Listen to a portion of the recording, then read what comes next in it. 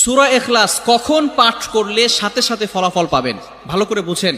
সূরা ইখলাস হচ্ছে পবিত্র কোরআনুল কারীমের ভিতরে ছোট সূরাদের ভিতরে অন্যতম একটি সূরা। তবে ফজিলতের দিক থেকে সূরা ইখলাস হচ্ছে গুরুত্বপূর্ণ ফজিলত, এবং এই সূরাটা এমন একটা সময় আল্লাহ পাক রব্বুল আলামিন নাজিল করে দিয়েছেন যখন আল্লাহ রাসূল সাল্লাল্লাহু আলাইহি ওয়াসাল্লাম দ্বীনের প্রচার করতে লাগলেন। এমন সময় আল্লাহ পাক রব্বুল আলামিন এক আল্লাহর দাওয়াত দিতে লাগলেন। তখন কাফেররা আল্লাহ রাসূল সাল্লাল্লাহু আলাইহি সাল্লামকে কোশ্চেন করলো যে মুহাম্মদ, তুমি তো এক আল্লাহর দাওয়াত দাও, আমরা তো কোটি কোটি দেবতার পূজা করি, তারা আমাদের সমস্যার সমাধান করতে পারে না। তুমি যে আল্লাহর দাওয়াত দাও সেই আল্লাহ কয়জন এবং সেই আল্লাহর সন্তান আছে কিনা?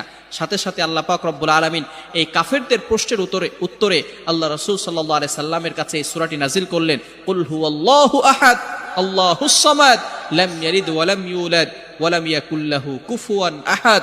আল্লাহ পাক রব্বুল আলামিন এক, অদ্বিতীয়, এবং আল্লাহ